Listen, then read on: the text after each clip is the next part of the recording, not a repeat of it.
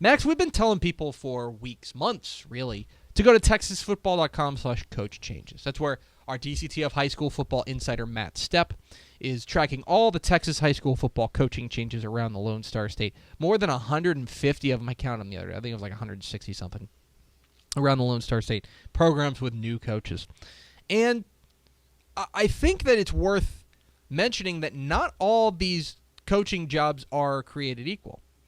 Some of these jobs, some coaches are going to brand new programs. You know, Katie Pato just hired their first head coach. BJ Gotti, the former Katy offensive coordinator, is going to be their new head coach when they start playing in 2018. But there are some coaches who are stepping into a situation where a lot's going to be expected of them, and a lot's going to be expected of them quickly. Yes. Like there are some guys who are stepping in, and there's an understanding that there's a building process. Okay, for example. Hardin. Larry Haynes is taking over at Hardin. Hardin went 0-10 last year. This is, if Larry Haynes needs a couple of years to get Hardin back on the right track, he's probably got a couple of years. Yeah. We're not talking about guys like Larry Haynes, rather. We're talking about guys who need to come in and win big early, or else people are going to start hemming and hawing about, oh, maybe we missed the old guy. Right. That's the biggest thing. Because to me, there's two types of pressure jobs. One, and some of them, sometimes they fall into both categories, but one is the program with a ton of pedigree. Yeah. The program that's won titles, the program that expects to be district champion, the program that expects to make deep runs in the playoffs year in and year out. The other one is the program that's replacing a beloved, perhaps often legendary coach. Mm-hmm. These are two different sides of it. Sometimes, and in fact, often there's overlap. But these are guys who have pressure on them, I would say, in year one, which is not easy. No. Because you talk to new coaches, it's hard to get everybody to buy in and say, all right, let's all pull the rope in the same direction when you're the new voice in the room. Yeah.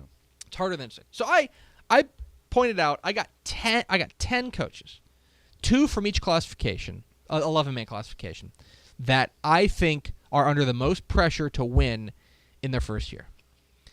Let's start in San Antonio. Just outside San Antonio, actually. Just outside. It's Cibolo Steel. Yeah. David Sands at Cibolo Steel is taking over for Scott Lenoff, and all Scott Lenoff did was take the Knights to a state championship game last year. Steel has a title in their history, 2010. They played for another title in 2011, and they played for another title in 2016. They have a lot coming back. Yeah. David Sands is stepping into a situation for Scott Lenoff, who took over just as the Cibolo ISD athletic director.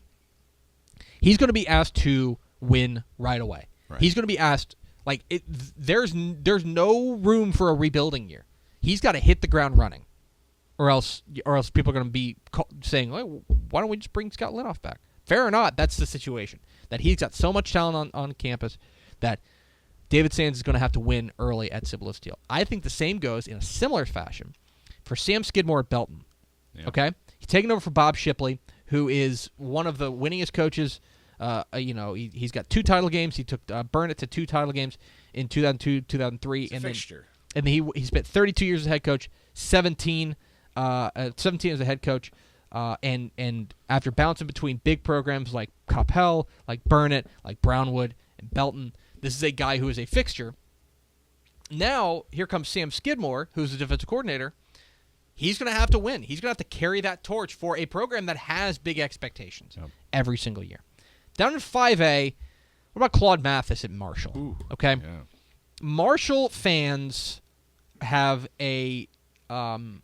expect a lot. Yeah. Marshall fans expect a lot. And I think that there is a reason. Listen, it's not just enough to beat Longview, right? That's big. First of all, if you beat Longview, that'll win you a lot of friends, okay? Right. But they also expect to make the playoffs every year, and they expect to go 2 or 3 rounds deep at least.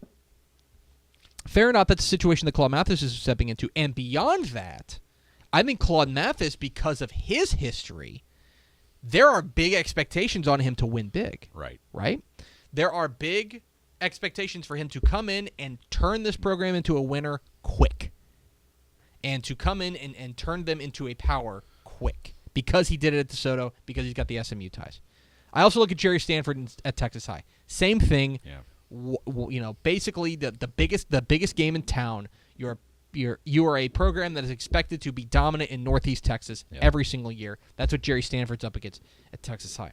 And oh, by the way, you have to beat the guy you're replacing every year. Yes. Also, you're gonna have to beat. You're gonna have to go and play Arkansas High because again, like Marshall beating Longview, Texas High has to beat Arkansas High, and now that means you have to beat Barry Norton, who went over to Arkansas High. Good luck with that. 4A. What about Paul Gomez at Devine? He's taken over for Chad Quisenberry, who went 116-36 in his 13 years. And there's another thing. So Paul Gomez was an assistant, got promoted to the head coach job. Chad Quisenberry, the reason he left as head coach, he's just staying on as AD. So he's your boss. Yeah. And I think there's an added element of like, oh, hey, the guy who won a lot is kind of over here watching everything that I do. Yeah. I think Paul Gomez at Devine's got something to watch out for. And I think Jeff Walker at Liberty Hill is the same way. Another great one. Okay? He's taking over for Jerry Vance, who's the king of the slot T down there. This is a guy who's going to be expected to win. You know, Jerry Vance retiring. This is, he won 2 state titles. Jeff Walker's got to step in and keep Liberty Hill on the winning path early.